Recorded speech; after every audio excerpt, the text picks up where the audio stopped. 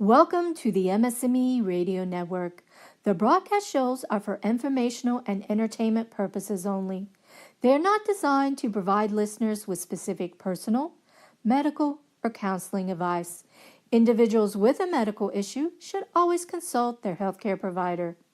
MS&Me is not responsible for content of individual shows. The views expressed by show hosts or their guests are their own. Enjoy the show. I'm John Strum, and this is Real Talk MS.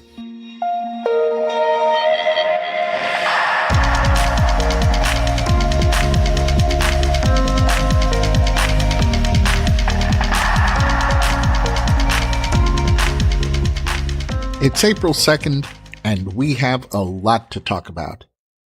But first, I want to get to some thank yous and acknowledgments. We just closed out the month of March, MS Awareness Month. And this past month, we had more people download and listen to Real Talk MS than ever before. And with over 600,000 different podcasts out there, I know you have a lot to choose from. So thank you for choosing to be a part of the Real Talk MS conversation. And I want to especially thank those of you who've taken the time to email or call me with your feedback and suggestions for future podcast episodes. If you haven't done that yet, please consider this your invitation to join the Real Talk MS conversation. You can email me at John, that's Jon, at realtalkms.com, or you can leave a message on our listener hotline. I set up a dedicated phone line to make it easy for anyone to connect with me and the podcast. Just call area code 310-526-2262 in the United States and share your thoughts. So whether you choose to shoot me an email or make a phone call, I hope you'll get in touch and join our conversation. Not only do I take your feedback and suggestions to heart, but I do my best to reply to every email message that I receive. So I hope to hear from you soon. I like to say that Real Talk MS covers the news, interviews, and breakthroughs. And today, we're talking about all three. There's definitely some news that you need to know about, and there's a research breakthrough that could have a serious impact on MS rehabilitation, and it might even change the game when it comes to measuring and evaluating mobility and disability. In just a few minutes, we'll be talking to one of the investigators behind that research. My guest today is Dr. Valerie Block. And Dr. Block is going to share the results of a just published study that demonstrates that the way neurologists measure disability may not be providing a complete and accurate picture, and there may be a much better way to get that done. But before we get to my conversation with Dr. Valerie Block, there are a few other things that you should know about.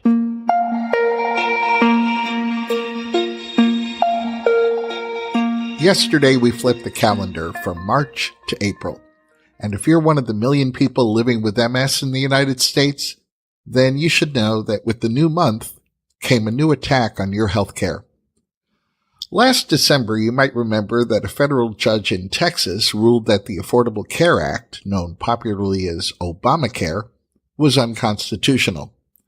This case, by the way, is known as Texas versus the U.S. Now, initially, the Trump administration had argued that certain parts of the Affordable Care Act, specifically the protection for people living with pre-existing conditions, well, that should be struck down, but the rest of the ACA should stand. This past week, the Trump administration reversed that position, announcing that they were now in support of the U.S. District Court's ruling that the entire ACA should be struck down.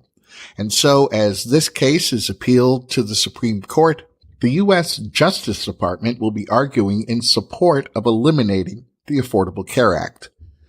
So what does eliminating the Affordable Care Act really mean? Well, for openers, it means that the healthcare marketplace insurance coverage and tax credits for 10 million Americans will disappear. The Medicaid expansion that supports 15 million Americans will disappear. The protections for the 130 million Americans with pre-existing conditions, and that number includes 100% of the people living with MS, Well, those protections will disappear. The provision that allows children to remain on their parents' health insurance policies until the age of 26 will disappear. The requirement to offer an annual wellness exam at no charge will disappear. The ban on annual and lifetime coverage limits will disappear. And the requirement that insurance companies cover essential benefits like prescription drugs, maternity care, and hospitalization, well, they'll all disappear. Obviously, this is an issue that extends far beyond the MS community, and that's why just one day after the Trump administration announced its support of eliminating the ACA, legislation was introduced in the House of Representatives that would amend the ACA to improve access and the affordability of health care. The bill is called the Protecting Pre-Existing Conditions and Making Health Care More Affordable Act of 2019, and it was introduced by 3 congressional Democrat leaders: Energy and Commerce Chairman Frank Pallone Jr., Ways and Means Chairman Richard Neal, and Labor Chairman Bobby Scott. And on the same day that this bill was introduced, 26 national patient, consumer, and health advocacy organizations, including the National MS Society, signed on as public supporters of the new bill. And I want to share the statement that these 26 national organizations issued, so I'm going to be quoting directly now. Our organizations, which collectively represent millions of patients and consumers, wholeheartedly support this important legislation to strengthen and expand healthcare for all Americans. The ACA made great strides in improving healthcare in our nation by breaking down the barriers to coverage faced by people with chronic disease, disability, and other serious health conditions. Repeated attempts to weaken the ACA have resurrected some of those barriers and put the stability of the ACA insurance markets at risk. We adamantly oppose the position of the administration on the Texas versus the U.S. ruling and urge legislative action like this bill to strengthen the provisions within the ACA that limit out-of-pocket costs and assert patient protections. This bill would take concrete steps to reduce costs for consumers, ensure quality coverage, support enrollment and outreach, including expansion of the Healthcare Navigator program, and eliminate short-term, limited-duration plans which discriminate against individuals with pre-existing conditions. The ACA represented major progress toward ensuring all people with pre-existing conditions have access to affordable health care. This bill improves upon the law's foundation to make that goal a reality. Now, this statement was signed by these 26 organizations: the Adult Congenital Heart Association, the American Cancer Society Cancer Action Network, the American Heart Association, the American Liver Foundation, the American Lung Association, the Arthritis Foundation, the COPD Foundation, the Crohn's and Colitis Foundation, the Cystic Fibrosis Foundation, the Epilepsy Foundation, Family Voices, Global Healthy Living Foundation, the Hemophilia Federation of America, the Immune Deficiency Foundation, the Leukemia and Lymphoma Society, the March of Dimes, the National Alliance on Mental Illness, the National Coalition for Cancer Survivorship, the National Health Council, the National Hemophilia Association, the National Multiple Sclerosis Society, the National Organization for Rare Disorders, the National Patient Advocate Foundation, the National Psoriasis Foundation, the Susan G. Komen Foundation, and Women Heart, the National Coalition for Women with Heart Disease. And I guess the point I want to make about this is that despite how it may sound, talking about what feels like a constant assault on people living with MS and other chronic illnesses isn't meant to be part of any sort of partisan political agenda. These organizations try to avoid partisan politics as much as they can because they know that they represent people who are living with these chronic illnesses who are both Democrats and Republicans. But it's not overreaching to say that deciding whether Congress is going to provide greater access to affordable health care or limit the access to health care for people with pre-existing conditions, well, this is an issue that will impact millions of Americans and their families. So I believe that it's critically important to be clear about who is supporting people living with pre-existing medical conditions like MS and who isn't. And it's equally important to act on that information, to support or to challenge our elected officials as the case may be, and to hold them accountable every time we cast our vote. People living with MS and other chronic illnesses have enough to worry about without having to worry about whether they'll have access to health care next year. They have enough to worry about without having to worry about whether they'll be able to afford the prescription medications that allow them to continue to function and fully participate in their own lives. And they have enough to worry about without having to worry about whether the elected representatives that they've entrusted with their vote and put into office are working to make their lives better or worse. You can probably tell that I believe this is going to be the most important issue for each of us to consider as we head into the 2020 election. So you can be sure that we'll be talking about this issue until it's settled. And I'll just add that this is one issue that I would truly love to stop talking about. Certainly for the past 2 years, that just hasn't been possible. There is just way too much at stake here.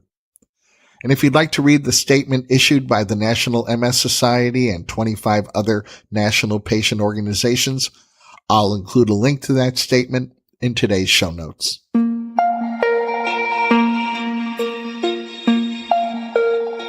We also have a lot of good news to talk about this week, starting with the FDA giving its approval for Mavenclad, a disease-modifying therapy in tablet form. Mavenclad has been approved for treatment of relapsing remitting MS and active secondary progressive MS. This is good news for the 85% of the people living with MS who were initially diagnosed with relapsing remitting MS. Keep in mind that the majority of people diagnosed with relapsing remitting MS will eventually transition to secondary progressive MS. And as we pointed out last week in our discussion of progressive MS, the difference between progressive MS and relapsing remitting MS is that usually people diagnosed with progressive MS don't experience any remission in their disease progression. Their MS just seems to worsen more steadily over time. And secondary progressive MS can be characterized in a couple of different ways. It's either considered active or not active. Active secondary progressive MS means that relapses are occurring and or there's evidence of new MRI activity. The clinical trial for Mavenclad involved 1,976 MS patients who were followed for an average of 4.8 years, and 24% of this patient group was followed for 8 years. The results of this clinical trial showed that patients experienced a 58% relative reduction in the annualized relapse rate with Mavenclad compared to a placebo, and 81% of the patients had no relapses after 2 years of short-course oral treatment with Mavenclad, compared to just 63% of patients who received a placebo. Patients treated with Mavenclad had a 33% reduction in risk of 3-month confirmed disability progression as measured by the EDSS compared to the patients who received a placebo, and patients treated with Mavenclad experienced a lower median number of T1-weighted gadolinium-enhanced brain lesions and new or enlarging T2 brain lesions compared to patients treated with a placebo. And as I mentioned a moment ago, Mavenclad is a short-course treatment, meaning that you won't be taking it for very long. You take 1 or 2 Mavenclad tablets for 4 or 5 days during a 2-week period, and you repeat that dosage of 1 or 2 Mavenclad tablets for 4 or 5 days during a 2-week period for each of 2 years. And that's it. And I should also mention that Mavenclad has now been approved in over 50 countries. We know that when it comes to MS disease-modifying therapy, it's not a one-size-fits-all world. Choice is not only good, but in this particular case, it's necessary. So this is one more addition to the conversation that you should have with your neurologist about which disease-modifying therapy is going to be most effective for you. And if you'd like to review the FDA's announcement about Mavenclad, I'll include a link in today's show notes.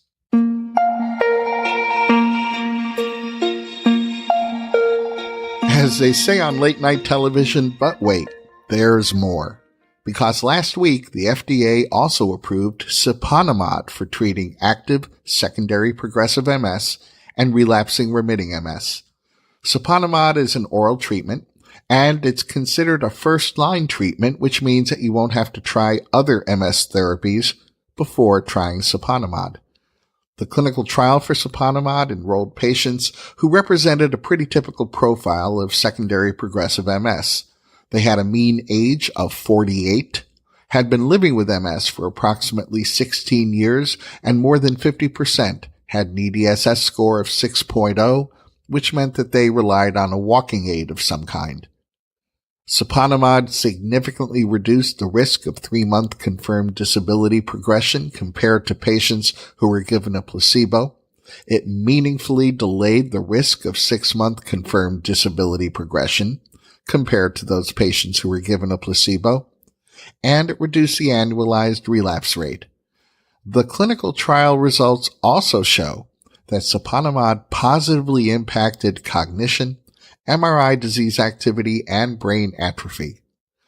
Later this year, the European Medicines Agency is also expected to approve siponimod for treating active secondary progressive MS. And if you'd like to review the FDA's announcement about siponimod, you'll find a link in today's show notes.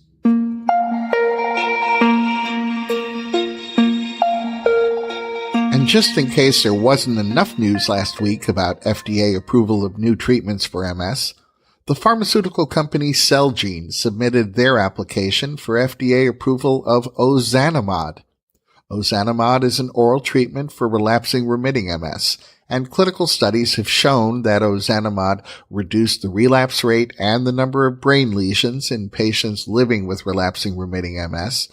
And in a study that compared ozanimod to Avonex, ozanimod was shown to promote significant improvements in patients' cognitive processing speed.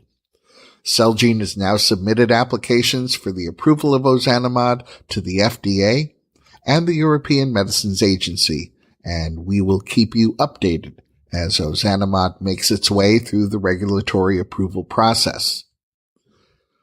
I think that anyone would have to say that it's been a pretty great week for appreciating some of the positive results of MS research. The outcome of that research has been 2 new MS drug treatments approved by the FDA and an application submitted for approval of 1 more new disease-modifying therapy, all in the same week. But MS research isn't only focused on identifying potential new treatments. My guest this week is Dr. Valerie Block, a postdoctoral fellow in the Department of Neurology at University of California, San Francisco. As a physical therapist, Dr. Block's focus is in MS rehabilitation, and she's been involved in 2 somewhat related research projects that I think are potential game changers.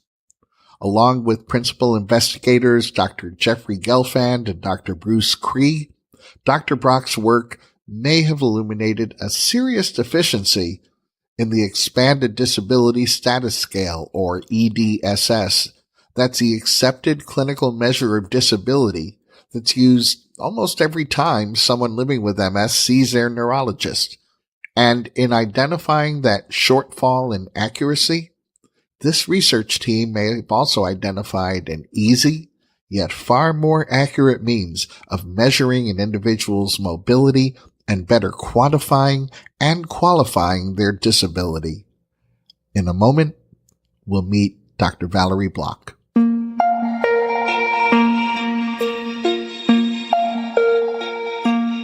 Dr. Valerie Block is a postdoctoral fellow in the Department of Neurology at University of California, San Francisco.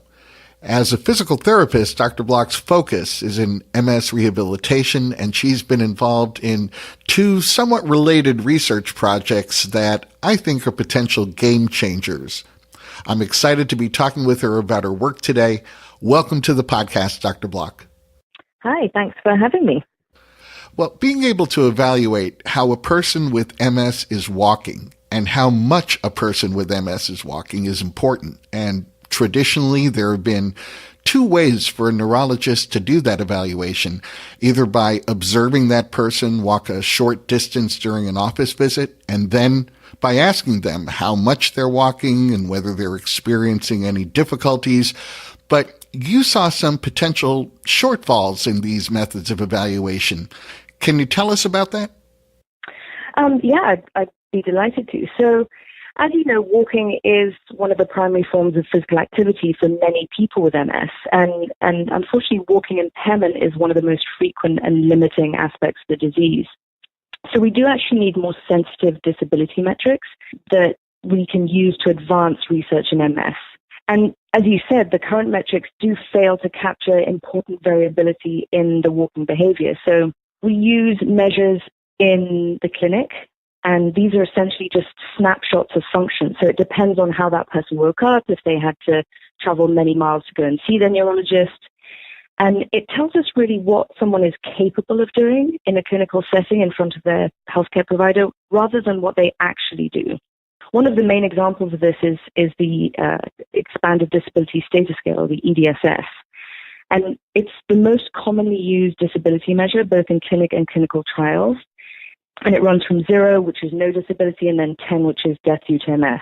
And although it is extensively used, it has these limitations where it's heavily biased towards someone's ambulatory capacity, so how much they can walk. And that really restricts our ability to see the differences in physical activity at each level. So I think I'll give you an example that might highlight this. So an EDSS of 6 is someone that needs a cane to walk. But that doesn't tell us if the person needs a cane to walk but can walk for many miles a day and be very active in their community, or whether their need for a cane essentially renders them homebound. The other thing that people use, and you quite rightly said, was patient-reported outcomes. So these are questionnaires that give us insight into how people feel that MS has affected them. And these are great, and we need them, but they do suffer from recall bias and obviously unevenly perceived deficits depending on when you're answering these questionnaires. And there are actually often pretty wide discrepancies between these and the clinic measures that I spoke of before. So looking at all of this, the field is moving more and more towards objective measures. And one of these is average daily step count, or steps, because average daily step count is quite a mouthful to say multiple times. And this is measured using remote accelerometry, which provides a more sensitive and continuous information about physical activity in a person's real-world setting. I'd love to tell you a little bit about how our FITRIMS study was designed. We recruited over 100 adults with either progressive or relapsing MS that were able to walk for at least 2 minutes with or without an assisted device. And then we gave them a Fitbit to wear over the entire year of the study. And the Fitbit is a commercially available wearable accelerometer. And apart from other things, it does measure step count. So at the beginning and the end of the study, we had people come into the clinic and did the usual EDSS, the time 25-foot walk, which is measuring how fast you can walk over 25 feet. And then we did some balance measures, as well as a short endurance test, which was the 2-minute walk test. And then we asked patients to complete questionnaires in the clinic, but also they were sent these questionnaires on the most common and bothersome MS symptoms every 3 months until the year was done. And actually, one of our main aims was to see if it was feasible to use these remote and commercially available wearable accelerometers for a year, and then also to see if there was a correlation between the outcomes that we were getting from those, so the step count, and the other measures that we mentioned above. As you were describing some of the realities of what happens during a neurological visit when there's either that 25-foot walk and or the patient is reporting their own experience, I, along with so many of my listeners, I'm sure, we've lived through that. And I remember in the early stages of my wife's disease, she would be able to do that walk because she hadn't put in a full day doing anything else. And so her performance, if you will, at the neurologist's office usually, at least in my observation, exceeded her day-to-day ability to be mobile. By the same token, when the neurologist asked her, so how is it going? How has it been? If she had had a good few days prior to the appointment, things were going fine. And if she had struggled a little bit more than usual the previous few days before that appointment, well, things were not going well. And I always I was with her for all of her appointments, and I would always comment. I was about to say, I think to myself, but I wasn't shy. I wasn't shy about sharing. I would always comment, well, wait a minute, what about last week when this occurred? Or remember when you managed to do that, but the next day you couldn't get out of bed? And so, I think between the two of us, we maybe painted a more realistic picture, but listening to her report was, in my opinion, vastly different from what was occurring. So I can absolutely appreciate the need for objective measure. So you decided to leverage technology and put the Fitbit to work. What was the outcome of this first study? How feasible was using something like a Fitbit for getting objective measures of steps and the like? How did that work out? Well, we had great response from people. We actually had, over the first 4 weeks, we had a 98% retention level. I think people, as you said, were very excited to sort of show what they were doing outside of the clinic rather than just these sort of snapshots that the clinician was seeing on their yearly visit. And so in our cross-sectional analysis, we just looked at the first 4 weeks, really, of the steps against the EDSS, or the disability score, and we sort of binned it into lower levels of disability and then going up to higher to a 6.5, where this is where someone needs either a walker or two canes to walk. And as you'd expect, as disability increased, there was less average daily step count or physical activity, and then vice versa. However, what we saw that was really interesting and piqued our interest for further analysis was the variance, or the difference in range around each EDSS score. And just to go back to the sort of EDSS 6 example, where someone needs a cane to walk, there were some people that were taking 1,000 steps a day on average over this first 4 weeks. And then there were some people that were taking over 7,000 steps a day. Now, clearly, that's not the same disability level, and yet both of them were scored with an EDSS of 6. Now, I'm a physical therapist by training, and I would much rather someone was able to take an extra 6,000 steps a day using a cane rather than not feeling safe and not using a cane and therefore not walking as much. I mean, as you've said on your podcast before, physical activity is so important for overall health for all of us, and it impacts heart, cardiovascular system, mood, so on. And being able to walk and move more is essential to reducing the comorbidities. In the second study that was prompted by the effectiveness and the feasibility of using the Fitbit to do this sort of reporting, tell us a little bit about what you were looking for. I should point out that the results of this second study, this kind of part 2 with this continued study of the accelerometer, those results have just been published. What were you looking at this time, and what did you find?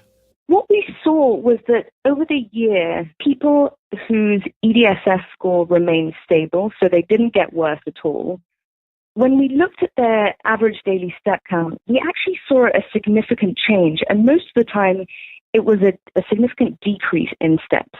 So, in fact, we saw that people that started the study with low physical activity, so low steps, below our cohort median, which was around 4,800 steps a day, had a 4 times higher likelihood of their disability score at the year, so their EDSS score at the year, getting worse. Now, this was quite exciting because we believe it's an important prognostic measure, which is identified by STEPS, and one that's potentially modifiable from a neurorehabilitation standpoint. So as a physical therapist, this is where I feel like it could be a red flag for clinicians to either refer to PT or get people into a exercise program that they can carry on through their disease process. I think one of the main findings that we found was that it is feasible. We were turned down from multiple funding because people said that it wasn't going to be feasible to monitor over a full year. And then one of the other things is that we saw that the change in steps did actually correlate with some of the conventional measures that we use, the time 25 foot walk and the EDSS. Although these have limitations, it is good to see that our measure isn't completely different from those. We also saw that steps can decrease, as I said, when these conventional measures remain stable, which shows that it could be a more sensitive measure to see change over time and shorter periods of time than these conventional measures. And I just want to just hone in on that point for 1 second. So we really need reliable, valid measures of walking to reflect real-world daily activity on an individual level. And this is going to be even more important as research focuses in on progressive MS. So currently there are no endpoints that are capable of detecting a clinically meaningful, and by clinically meaningful, I mean meaningful to the patient, change in walking over 1 year. And as a consequence, the progressive MS trials need to be incredibly large, hundreds and thousands of people, and follow them for 2 or more years at extraordinary costs. So this actually limits the number of medications that can be studied by the pharmaceutical industry. So I really think that our work can provide researchers with lower cost, novel outcome measures to reduce the size and duration of some of the clinical trials. And we're excited to use STEPS in, actually there's a study called the SPY-2 study, which is an international phase 3 randomized placebo-controlled clinical trial, which evaluates high-dose biotin in progressive MS. And this is the first study that is using STEPS as an exploratory outcome measure. And we're really excited to see the results of that. It'll be closing at the end of this year. At the beginning of our conversation, I said I thought that this research was really a game changer because it sounds like being able to monitor those steps over a year is sort of like the canary in the coal mine analogy. For my listeners who aren't familiar with that, very often miners would always take a canary down to the coal mine with them, because if there was a problem, not enough oxygen coming through the mine, the canary would react to that first, and that would tip them off that something maybe not so good was about to happen. And I think that it sounds as though being able to remotely monitor steps is a terrific way to tip off your neurologist that maybe something is about to change or is changing even before it can be measured by more traditional clinical means. Am I getting that right? Yes, that's exactly right. And that's what we're hoping. We're also, there's a new project with the NMSS that we're looking at the spinal cord MRI metrics, state of the art, with STEPS. And so we're hoping that we can capture the neurodegeneration more sensitively with this and be able to intervene quicker, and healthcare providers can have a better picture of their patient's level of function outside of the clinic and help give realistic goals of therapy, whether it be rehab or better disease-modifying therapies quicker. Yeah, I think it's really exciting. I think it's absolutely amazing. I mean, your work is actually changing the diagnostic paradigm that's being used today, and it's changing it in a way that's going to make it more reflective of real world experience for the patient and provide more detail to the clinician. Sounds like a win-win. Dr. Valerie Block, thank you for this amazing work that you're doing that will absolutely improve the quality of life for people living with MS. And thanks for taking the time to talk with me today. Thank you so much. It's a privilege. Well, that's going to wrap up this episode of Real Talk MS. If you haven't yet, I invite you to visit the Apple App Store or the Google Play Store and download the free Real Talk MS app for your iOS or Android smartphone or device. It's the easiest way for you to stay connected to the podcast. You'll never miss an episode, and the app allows me to share all sorts of bonus content with you in the weeks and months to come. My name is John Strum. Thanks for listening, and we'll catch you next time.